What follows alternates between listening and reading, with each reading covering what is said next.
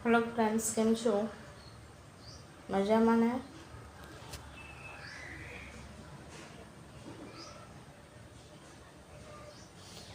આજનો મારો ટોપિક છે એકલતા. ઘણી ભીડવાળી જગ્યામાં હું ગયો, શાંત મને બેઠો, લોકોને નિહાળા,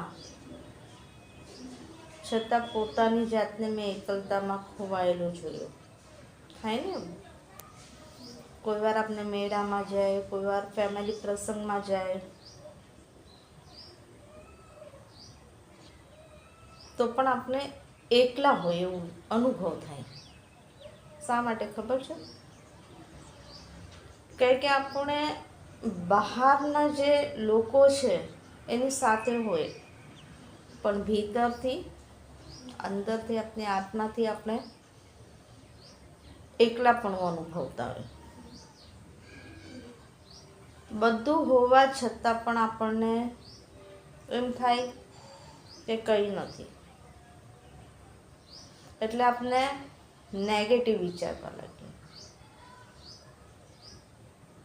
એ આપણું એક ડિપ્રેશન હોય.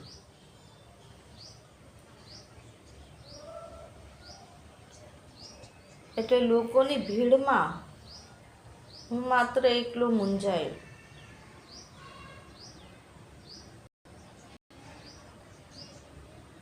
શા માટે મૂંઝાયા ભાઈ? ટેન્શન્સથી, ડિપ્રેશન્સથી, ફેમિલી પ્રોબ્લેમ્સથી, ઇકોનોમિક રીતે થાય ને એવું બધું.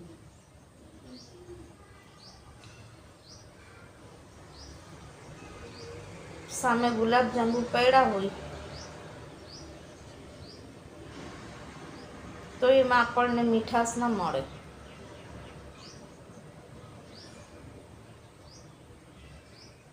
કારેલા કડવા હોય તો એમાં આપણને મીઠાશ મળે. એ આપનું એક પ્રકારનું ડિપ્રેશન્સ છે.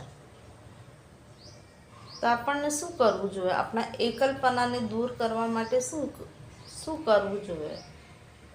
ઘણીવાર આપણે હર્ટ થઈ ગયા હોય, એ ઘણીવાર લોકો આપણને સમજી ન શકતા હોય. આપણે સમજાવવાની કોશિશ કરીએ તો લોકો ને ઉલટા ખાસરા આપના જ મોં પર પડે. એટલે ઘણીવાર આપણે આપણા ભીતર જે દબાયેલું છે એ લોકોને સમજાવી ન શકતા હોય, એટલે આપને એકલતા પણ લાગે. તો આ એકલતા પણ દૂર કરવા માટે શું કરવું જોઈએ? જે આપણને ગમે એ વસ્તુ કરવી જોઈએ. જેમાં આપણને આનંદ મળે એ વસ્તુ કરવી જોઈએ. સમજો આપણને ટીવી જોવાથી, ટીવી છે મારી સામે જોઈ લો, હું નથી જોતી, મન નથી પસંદ ટીવી જોવું. રીડિંગ કરવાથી, સિંગિંગ કરવાથી, કોઈક ગરીબોના બાળકો સાથે સમય વિતાવવાથી, ફ્રેન્ડ સર્કલમાં રહેવાથી, જ્યાંથી આપણને જે પ્રકારનો આનંદ મળતો હોય એ પ્રકારનો આનંદ આપણે લઈ લેવો જોઈએ. મને આજકાલ તો યુટ્યુબ, પહેલાં ઇન્સ્ટાગ્રામ પર હું લાગી પડી હતી અને હજી પણ છું જ, પણ હવે મને યુટ્યુબ પર ઓનલાઈન બસ આવવાનું મને ગમે છે. શું કામ? મારું એકલતાપણું દૂર કરવા. મને કોઈ સાંભળે છે, નથી સાંભળતું, બસ મેં મારા મનની વાત કહી દીધી મારા દોસ્તોને, મારા સિનિયર્સને, જે મને બેન માનતા હોય તો એને, જે મને માસી માનતા હોય તો એને, જે મને કાકી માનતા હોય તો એને, અને મને જે ન માનતા હોય એને પણ. એટલે માણસને જ્યાંથી ખુશી મળતી હોય એ પ્રમાણે એને જીવી લેવું. ઘણાને મારી વાતો બકવાસ પણ લાગતી હોય, એવું થોડું છે કે બધાને જ અચ્છું લાગે. એટલે વ્યક્તિને પોતાનું એકલતાપણું ગમે તે રીતે દૂર કરવું હોય તો ઘણા માધ્યમ છે. આપણે જે આપણને ભીડવાળી જગ્યામાં આપણને એકલતાપણું લાગતું હોય તો ત્યાં જવાનું છોડી દઉં. ખુશ રહો. બસ જ્યાંથી તમને ખુશી મળતી હોય, તમારા કાર્યથી તમને ખુશી મળતી હોય, એ જ તમારું એકલતા દૂર કરશે. તમે જ વ્યક્તિ છો જે તમારા એકલતાપણાને દૂર કરી શકો છો. સાચું કીધું કે નહીં? તમે 4 ફ્રેન્ડ્સને મળશો, થોડી વાર તમારા સાથે ગપસપ કરશે, પછી તમે તમારા ઘરે, એના ઘરે. ટીવીમાં કોઈ સરસ મજાની સિરિયલ આવતી હોય, 1 કલાક જોશો, 2 કલાક જોશો, પછી એને ઓફ કરશો.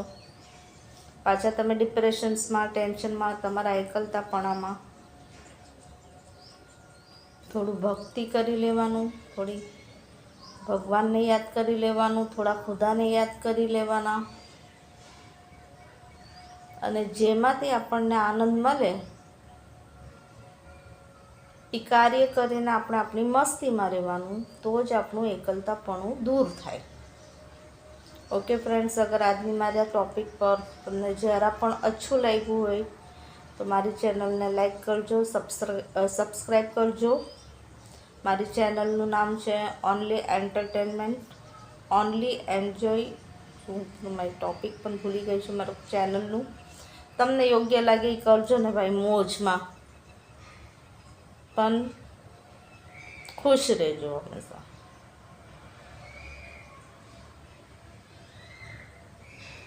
મારી ચેનલનું નામ છે એન્જોય ઓનલી એન્ટરટેનમેન્ટ. ઓકે, એટલે લાઈક કરવાનું ભૂલજો નહીં, સબસ્ક્રાઈબ કરવાનું ભૂલજો નહીં. હું જોબ પરથી આવીને એક વિડીયો બનાવીશ, યા હું લાઈવ આવીશ. જો તમને મારા ટૉપિક્સ પસંદ પડે તો મારી હેલ્પ કરજો